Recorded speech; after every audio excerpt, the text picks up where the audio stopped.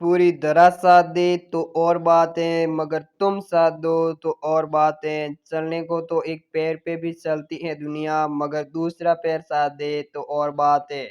Hello, नमस्कार, good evening. खुली बाहों और चेहरे पर मुस्कुराहट के साथ आपका अपना टीचिंग एग्जाम यूट्यूब चैनल में आप सभी का स्वागत करता हूं। मैं राजस्थान के सामान्य ज्ञान पार्ट 4 में आप सभी का स्वागत है। दिल की गहराई से एक बार और करता हूं स्वागत। तो दोस्तों, चलते हैं अपनी सामान्य ज्ञान की प्रश्नोत्तरी क्लास में। प्रथम क्वेश्चन है।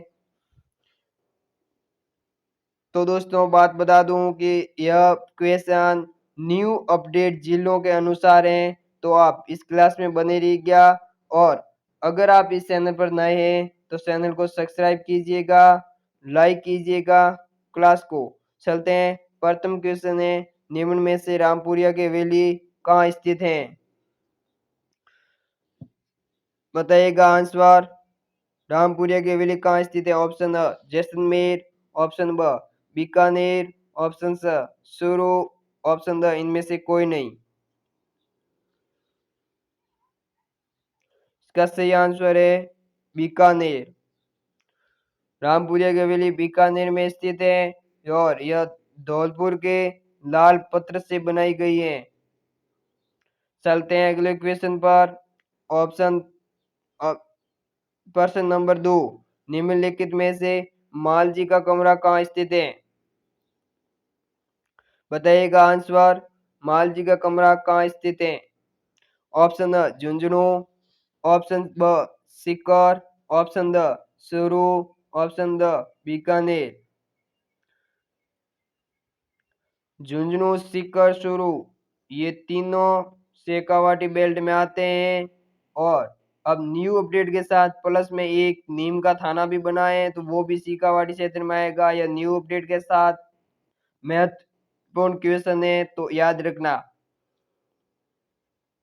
इसका सही आंसर होगा माल जी का कमरा कहाँ स्थित है? तो चूरू जिला। चलते हैं थर्ड क्वेश्चन पर।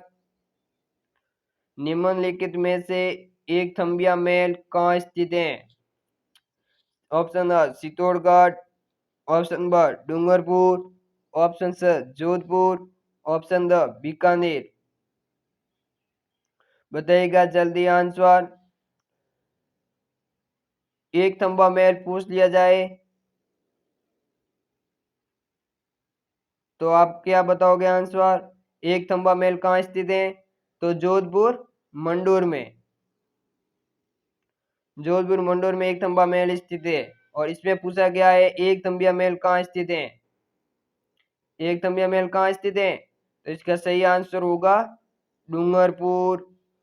चलते हैं, समझ में आएगा क्वेश्चन। अगर आप टीचिंग एग्जाम यूट्यूब चैनल पर नए हैं तो चैनल को सब्सक्राइब कीजिएगा और अपने कमेंट में राय जरूर दीजिएगा। चलते हैं चौथा क्वेश्चन। निम्न में से जम्मा रामगढ़ अभ्यारण्य कहाँ स्थित है? ऑप्शन अ जयपुर, ऑप्शन ब बीकानेर, ऑप्शन स जयपुर ग्रामीण, ऑप्शन द नीम का थाना। बताइएगा आंसर। इसका सही आंसर होगा जयपुर ग्रामीण। चलते हैं अगले क्वेश्चन पर। अगर दोस्तों आप नए हैं तो सब्सक्राइब जरूर कीजिएगा, बेल आइकन को प्रेस कीजिएगा, हर नोटिफिकेशन आप तक पहुंच सके। पांचवा क्वेश्चन। निम्न में से जंगल की आग कहा जाता है? ऑप्शन अ तेंदू को, ऑप्शन ब महुआ को, ऑप्शन स बांस को, ऑप्शन द पलाश को। दोस्तों, यह क्वेश्चन आपके लिए अति महत्वपूर्ण है।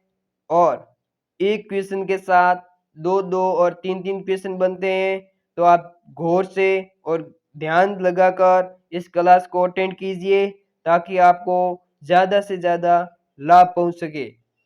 तो अब जंगल की आग किसे कहा जाता है? ऑप्शन अ तेंदू को, ऑप्शन ब महुआ को, ऑप्शन स बांस को, ऑप्शन द पलाश को।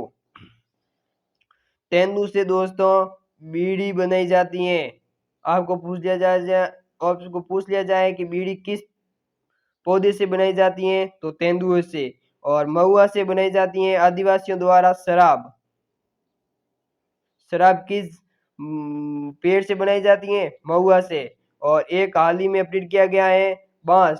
बांस हाल ही में अभी घास के रूप में परिवर्तन कर दिया गया है।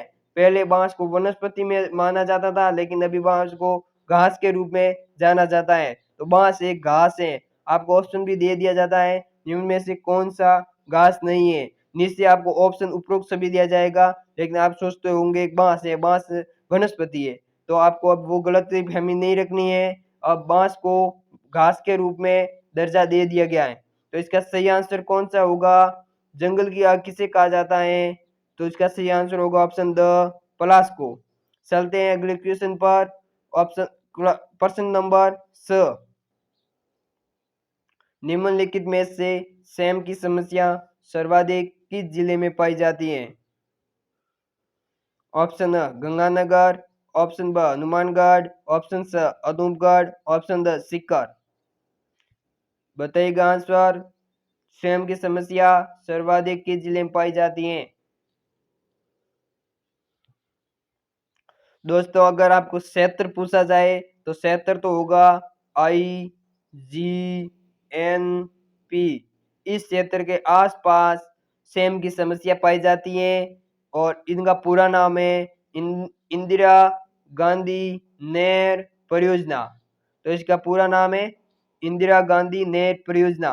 IGNP के आसपास के क्षेत्र में सेम की समस्या पाई जाती है। लेकिन आपको इस क्वेश्चन में पूछा गया है सर्वाधिक किस जिले में सेम की समस्या पाई जाती है? तो इसका सही आंसर होगा हनुमानगढ़। अगर दोस्तों यहाँ उपरोक्त सभी होता तो ये तीनों जिले शामिल हो जाते थे। उपरोक्त सभी भी बता सकते थे आप, लेकिन अभी जिले पूछा गया है सर्वाधिक किस जिले में पाई जाती है, तो हनुमानगढ़ में। चलते हैं, क्वेश्चन समझ में आया होगा। और क्षेत्र भी पूछा है, एक क्वेश्चन के साथ दो दो क्वेश्चन तो जरूर बनते हैं। दोस्तों क्लास को ध्यान लगाकर अटेंड कीजिए ताकि आपको ज्यादा से ज्यादा लाभ पहुंच सके। चलते हैं अगले क्वेश्चन पर। 7वां क्वेश्चन है, निम्न में से कौन सा पुष्कर झील के संबंध में ऑप्शन सही है? ऑप्शन स सबसे ऑप्शन अ सबसे पवित्र झील, ऑप्शन ब सबसे प्राचीन झील, ऑप्शन स सबसे प्रदूषित झील, ऑप्शन द उपरोक्त सभी। बताइएगा आंसर।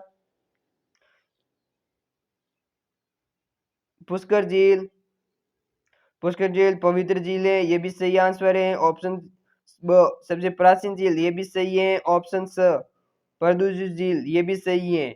आपको एक कमेंट बॉक्स में बताना है इस पर कौन सी एक मतलब हाल ही में अपडेट जारी किया है कि उसके लिए परियोजना बनाएगी, यानी इसको प्रदूषित झील जो बचाने के लिए कौन सा कार्यक्रम चलाया जा रहा है। आपको यह कमेंट बॉक्स में जरूर बताना है ताकि आपके डिवीजन हो सके अच्छा से अच्छा। इसका सही आंसर होगा ऑप्शन द उपरोक्त सभी। प्रदूषित झील इसी को कहा जाता है, प्राचीन झील भी यही है, पवित्र झील भी यही है। समझ में आया होगा क्वेश्चन। चलते हैं 8वां क्वेश्चन। निम्नलिखित में से Toad Rock, Nun Rock, Couple Rock पत्थर किस झील के किनारे स्थित है? बताइएगा आंसर। निम्नलिखित में से Toad Rock, Nun Rock, Couple Rock पत्थर किस झील के किनारे स्थित है? पुष्कर झील, जैसमंद झील, कायलाना झील, नक्की झील। बताइएगा आंसर। पुष्कर झील अजमेर में स्थित है।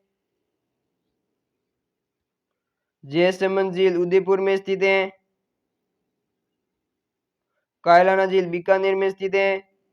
दोस्तों इसको आप आंसर कमेंट बॉक्स में बता दीजिएगा, कायलाना झील किस जिले में स्थित है। आपको दो ऑप्शन देता हूं, बीकानेर या जोधपुर। इसका सही आंसर होगा नक्की झील। ये पत्थर कहाँ पर स्थित है? तो नक्की झील पर। इन पत्थर पर बहुत खूबसूरत पत्थर है, मेढक की आकृति के समान है, जो बहुत दूरी से दिखाई देते हैं, दूर से दिखाई देते हैं मेढक की तरह। जो इन पर लोग पर्यटन सर्वाधिक जाते हैं। तो ये भी अति महत्वपूर्ण क्वेश्चन है। चलते हैं 9वें क्वेश्चन पर। निम्न में से गोपुरम है? ऑप्शन अ भव्य प्रवेश द्वार, ऑप्शन ब मंदिर का मुख्य भाग, ऑप्शन सी मंदिर के सामने खुला बरामदा। इनमें से कोई नहीं। बताइएगा जल्दी जल्दी आंसर। दोस्तों मंदिर के सामने खुला बरामदा मंडप कहलाता है। और मंदिर के मुख्य भाग को दोस्तों गर्भगृह कहा जाता है, ये भी ध्यान रखना।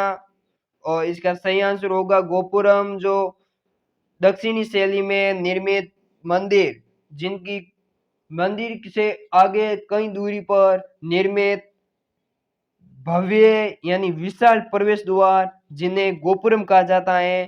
तो आपको अच्छे से क्वेश्चन समझ में आया होगा।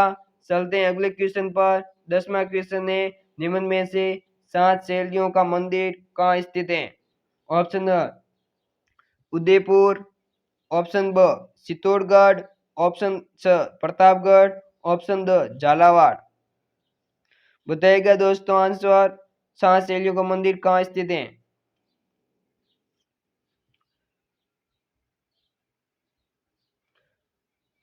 काफी लोगों का आंसर सही है।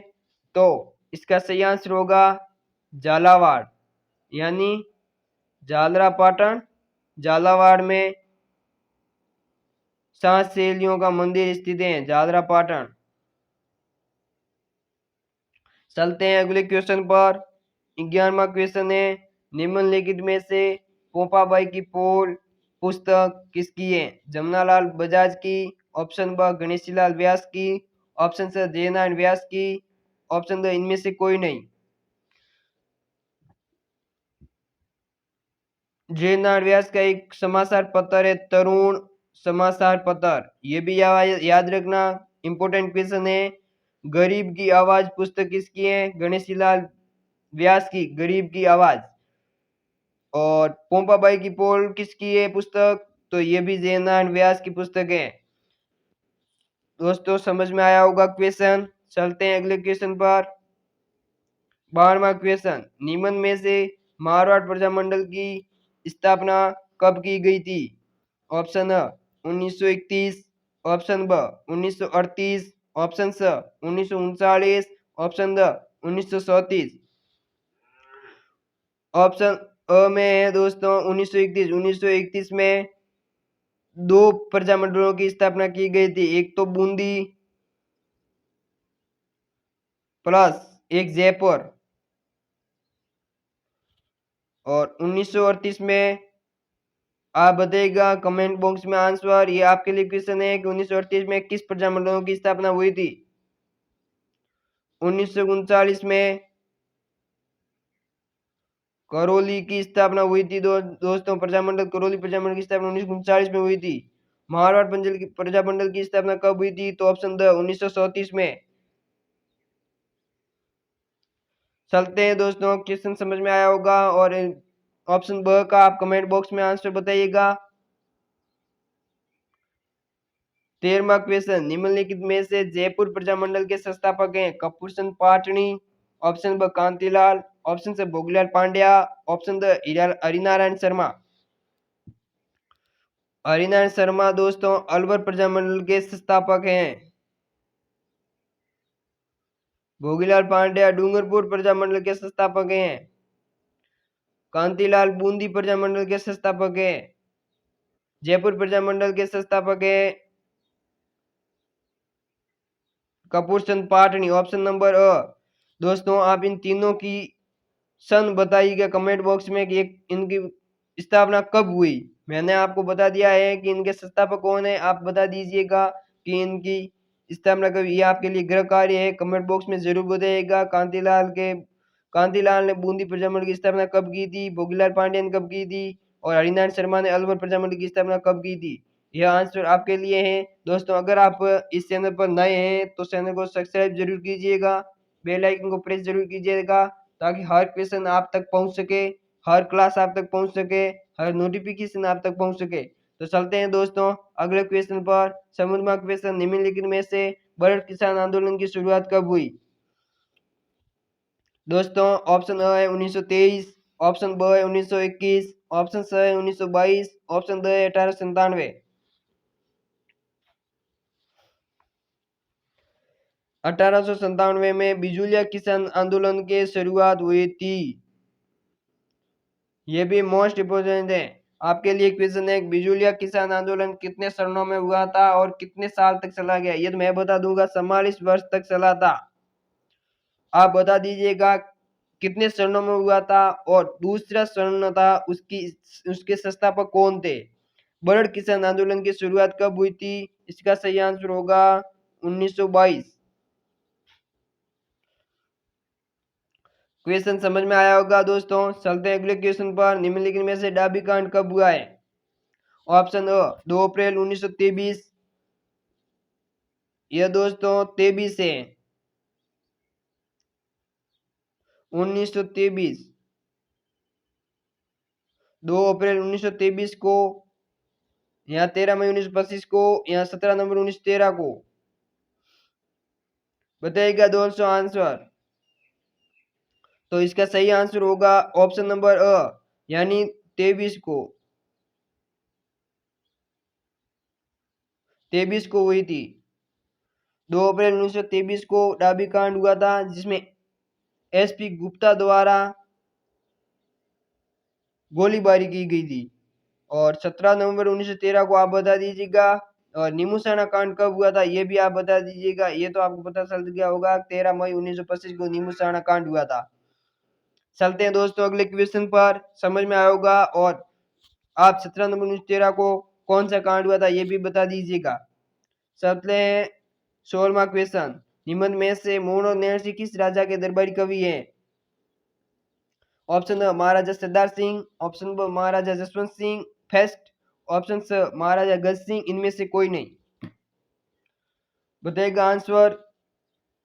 ये राजा मारवाड़ रियासत के राजा हैं, तीनों ही। तो इसका मतलब मोहन और नैन सिंह मारवाड़ रियासत के राज दरबारी थे। तो इसका सही आंसर होगा महाराजा जसवंत सिंह फर्स्ट। समझ में आया होगा दोस्तों क्वेश्चन। और अगर आप नए हैं तो चैनल को सब्सक्राइब जरूर कीजिएगा, अपने परिवार का साथ दीजिएगा दोस्तों, ताकि आप तक और टेक्निकल माध्यम से पहुंच सके हम। चलते हैं दोस्तों 17वां क्वेश्चन। निम्नलिखित में से आंवल बावल की संधि कब हुई थी? ऑप्शन अ 1723, ऑप्शन ब 1553, ऑप्शन स 1753, ऑप्शन द 1233। बताइएगा आंसर।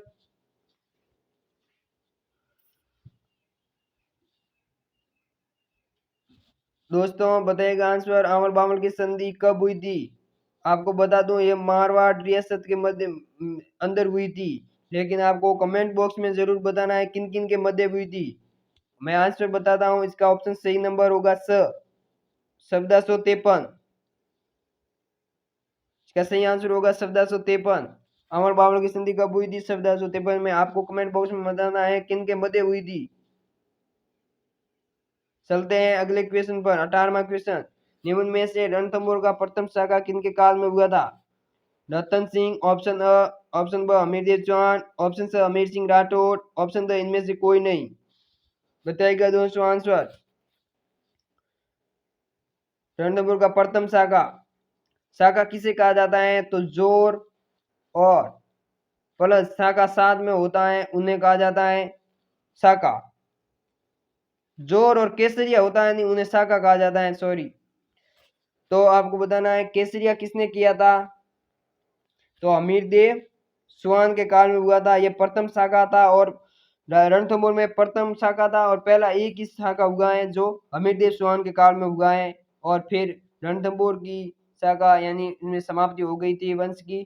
तो इसका सही आंसर होगा। और जोर किसने किया था, ये किस रानी ने किया था, यह आपको कमेंट बॉक्स में आंसर बताना है। तो चलते हैं दोस्तों 19वां क्वेश्चन नंबर सुमेलित कीजिए। आपको आंसर बताना है कौन सी सभ्यता किस जिले में स्थित है, फिर नीचे से कोड को बताना है कि ये कोड सही है। आपको ये हेल्पफुल लगेगा। ऐसे क्वेश्चन आते हैं। आपको एक तरीका बता दूं कैसे आपको इन क्वेश्चन को जल्दी से समाधान करना है। तो इनमें से आपको एक क्वेश्चन आना चाहिए, जैसे कि पीली बुंगा कहाँ स्थित है? हनुमानगढ़ में। तो तीसरे का दो सही है, तीसरे का दो इसमें नहीं है, तीसरे का दो इसमें नहीं है, तीसरे का दो इसमें है, इसमें नहीं है। तो इसका सही आंसर होगा ऑप्शन नंबर स। ऐसे कभी कभार एक बार होता है, कभी कभार एक बार नहीं होता। आपको मिलान कर देना चाहिए। सुनहरी सभ्यता झुंझुनू में, ये भी तो आपको अगर दूसरा पता चल जाएगा। पहला होशियार, तो इन दोनों में से आ रहे दो कट जाएंगे। ऐसे ऐसे काटने हैं। तो आपको मैं बता दूं, सुनारी सभ्यता झुंझुनू में स्थित है, जोधपुर सभ्यता जयपुर ग्रामीण में स्थित है, पीलीभंगा सभ्यता हनुमानगढ़ में स्थित है, रेड सभ्यता टोंक में स्थित है। आपको समझ में आया होगा क्वेश्चन। चलते हैं दोस्तों अगले क्वेश्चन पर, और हमारा ये अंतिम क्वेश्चन है 20 क्वेश्चन निम्नलिखित में से नादरा क्या है। दोस्तों ये अंतिम क्वेश्चन है, अगर आप इस चैनल पर नए हैं तो सब्सक्राइब जरूर कीजिएगा, बेल आइकन को प्रेस कीजिएगा ताकि हर क्लास का नोटिफिकेशन आपके साथ पहुंच सके। तो बताइएगा दोस्तों आंसर नादरा क्या है। नादरा एक राजपूत महिलाओं की वेशभूषा है, एक सामान्य महिलाओं की वेशभूषा है, आदिवासी महिलाओं की वेशभूषा है, या इनमें से कोई नहीं। ये दोस्तों कला संस्कृति का महत्वपूर्ण क्वेश्चन है, अंतिम क्वेश्चन है इस क्लास का। तो दोस्तों इस क्लास को शेयर जरूर कीजिएगा, कमेंट जरूर कीजिएगा और अपनी राय जरूर दीजिएगा ताकि आने वाली क्लास में क्या परिवर्तन किया जाए, कैसे किया जाए, क्या लाया जाए। तो दोस्तों आंसर बताइएगा जल्दी से, नादरा क्या है। तो नादरा एक आदिवासी महिलाओं की वेशभूषा है नादरा। तो ये महत्वपूर्ण क्वेश्चन है, एक बार ये बीएसटीसी में आ चुका है क्वेश्चन। तो आप बीएसटीसी और पीटीटी के लिए महत्वपूर्ण है वेशभूषा, तो आप इन्हें याद कीजिएगा। और दोस्तों आप नए हैं तो चैनल को सब्सक्राइब जरूर कीजिएगा। तो मिलते हैं दोस्तों अगली क्लास में, तब तक के लिए धन्यवाद, राम राम, थैंक यू।